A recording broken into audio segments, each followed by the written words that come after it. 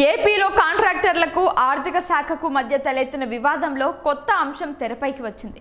2 రోజుల క్రితం బిల్లుల చెల్లింపు వ్యవహారంలో కాంట్రాక్టర్లకు ఏపీ ఆర్థిక శాఖ ప్రిన్సిపల్ సెక్రటరీతో తలెత్తిన వివాదం నేపథ్యంలో కొత్త అంశాలు తెరపైకి వచ్చాయి. ఆంధ్రప్రదేశ్లో కాంట్రాక్టర్లకు బిల్లుల చెల్లింపు వ్యవహారంపై ఆర్థిక శాఖతో తలెత్తిన వివాదం నేపథ్యంలో పలు అంశాలు తెరపైకి వచ్చాయి.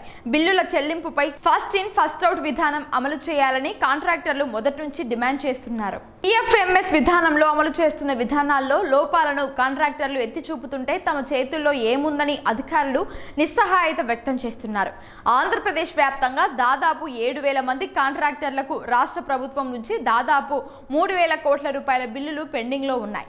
మార్చి నెలాఖరులోగా బ్యాంక్ రుణాలను రీషెడ్యూల్ చేయడం కోసం బకాయిల్లో కొంత మేరకు విడుదల చేయాలని కాంట్రాక్టర్లు డిమాండ్ చేస్తున్నారు.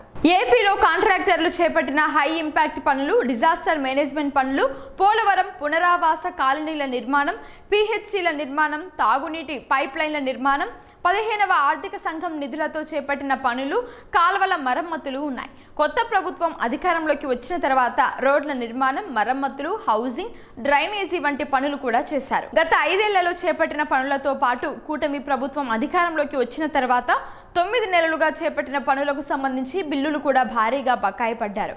నియోజకవర్గాల్లో అత్యవసరంగా చేపట్టాల్సిన పనుల్ని స్థానిక ఎమ్మెల్యేలు, మంత్రుల సిఫార్సులతో ఆగమేఘాలపై పనులు అప్పగించి పూర్తి చేయించారు. బిల్లుల చెల్లింపు వ్యవహారంలో గత 5 ఏళ్లుగా కొత్త పద్ధతులు మొదలయ్యాయి. ముందు పూర్తి చేసిన పనులకు ముందుగా చెల్లించే విధానానికి తిలోదకాలు ఇచ్చారు. కూటమి ప్రభుత్వం వచ్చిన తర్వాత కూడా అదే పరిస్థితి అనుసరిస్తున్నారు. బడా కాంట్రాక్టు సంస్థలకు మాత్రమే చెల్లింపులు చేస్తూ చిన్నా చితక కాంట్రాక్టర్లను వదిలేస్తున్నారనే ఆరోపణలు కూడా ఉన్నాయి. ఎల్ఓసీల నుంచి చెల్లింపుల వరకు కొందరికే ప్రాధాన్యత ఇవ్వడంపై కాంట్రాక్టర్లలో అసహనం నెలకొంది. ఈ క్రమంలోనే రాయలసీమలోని చిత్తూరు, కడప, పులివెందులలో చేసిన పనులకు బిల్లులు చెల్లించడం వెలుగు చూసింది. ఆయా ప్రాంతాల్లో చేపట్టిన పనుల్ని క్యాపిటల్ హెడ్స్ నుంచి నిధులు కేటాయించడంతో ప్రభుత్వం మారినా వాటికి నిధుల కొరత లేకుండా చెల్లింపులు జరిగిపోయినట్టు కాంట్రాక్టర్లు ఆరోపిస్తున్నారు. మరోవైపు ఆర్థిక శాఖ బాధ్యులు సూచించిన వారికి మాత్రమే చెల్లింపులు జరిగాయని, గత ప్రభుత్వంలో నష్టపోయినట్టే ఇప్పుడు కూడా చిన్న కాంట్రాక్టర్లు రోడ్డున పడుతున్నారని చెబుతున్నారు. కాంట్రాక్టర్లకు ఏప్రిల్ వరకు బిల్లులు చెల్లించలేమని ఆర్థిక శాఖ అధికారులు తేల్చి చెప్పడం కాంట్రాక్టర్లను ఆందోళనకు గురిచేస్తోంది. అధికారుల వాదన మాత్రం మరోలా ఉంది.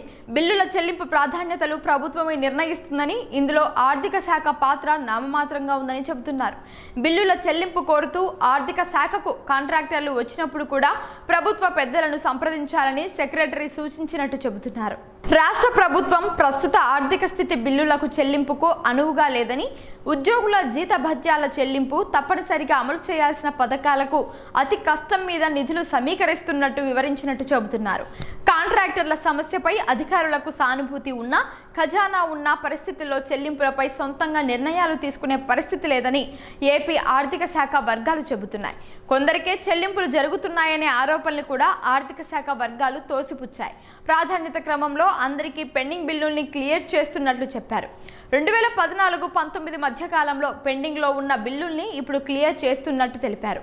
బిల్లులు ఎవరికి చెల్లించాలనే నిర్ణయం అధికారుల వద్ద ఉండదనే సంగతి కాంట్రాక్టర్లకు కూడా తెలుసునని, ప్రభుత్వంతోనే ఈ వ్యవహారాన్ని తేల్చుకోవాలని సూచిస్తున్నారు.